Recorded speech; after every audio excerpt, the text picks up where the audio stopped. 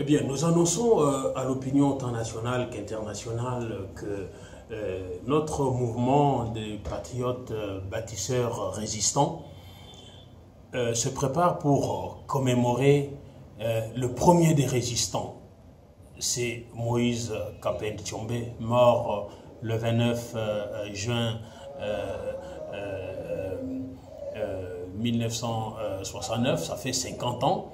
Nous trouvons que c'est notre père fondateur et le modèle par excellence des résistances.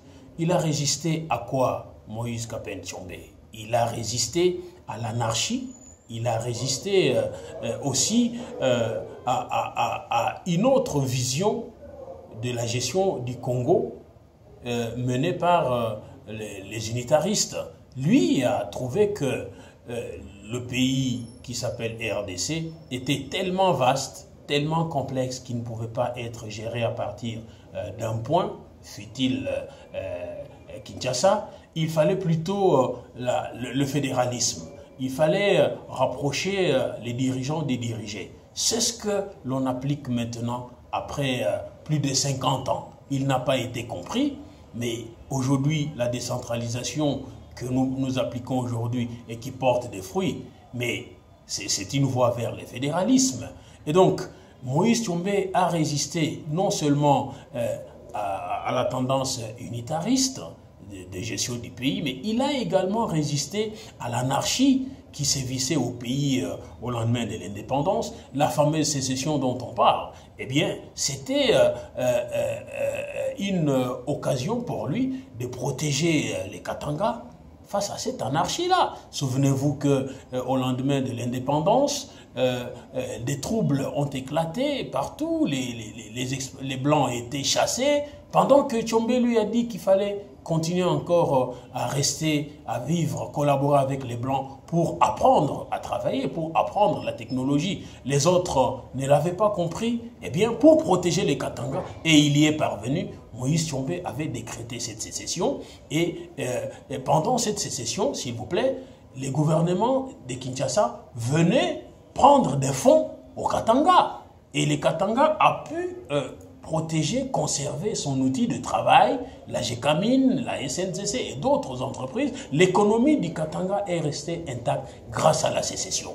Et donc, c'était une stratégie pour protéger les Katanga et aussi pour dire non à l'arbitraire du lumumbisme. Mais ce que l'on oublie et ce que l'on ne dit pas, par mauvaise foi bien sûr, c'est que Tshombe avait une face B. La face B de Tshombe, c'était donc Tshombe l'unificateur, Tshombe le pacificateur. Il a unifié quoi? Il a pacifié quoi? Mais la RDC. Et cette page de l'histoire est cachée. Cette page de l'histoire n'est pas enseignée. Et c'est bien dommage. Nous, en tant que résistants, eh bien, nous prenons l'engagement d'enseigner à nos enfants, à nos petits-enfants, cette page de l'histoire. C'est un devoir de mémoire. Tshombe, après la sécession, s'est réfugié, est allé en exil en Europe. Mais les Congolais restaient au pays, devant l'anarchie, les désordres, les chaos. Il y avait des guerres partout. Rappelez-vous Moulele et les autres. Les Congolais, donc les politiciens congolais, étaient obligés de faire appel à Moïse Tshombe. Il est revenu cette fois-là comme Premier ministre.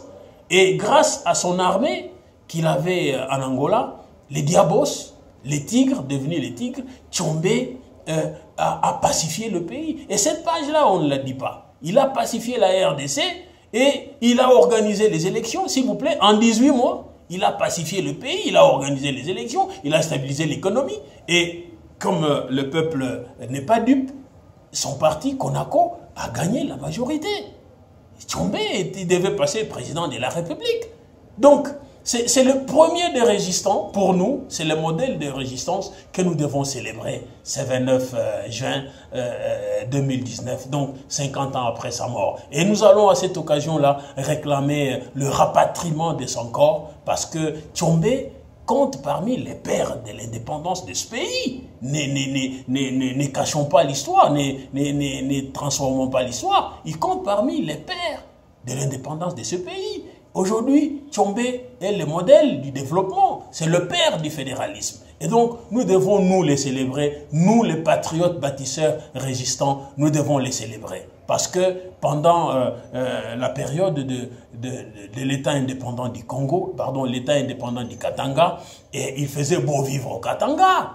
Demandez, nous avons encore des témoins. Et ils seront là, ils viendront commémorer avec nous le 29, cette journée-là. Ils seront là, ils viendront témoigner. Et donc, à cette époque-là, s'il vous plaît, un enseignant avait droit à un crédit voiture.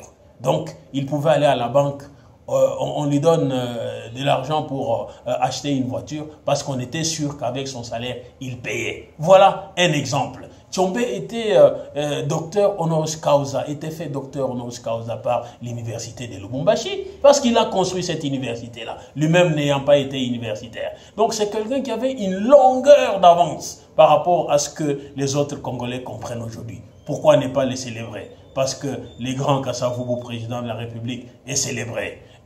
Les grands maréchal Mobutu est célébré. Pourquoi on ne célébrerait pas Moïse Kapen Tshombe?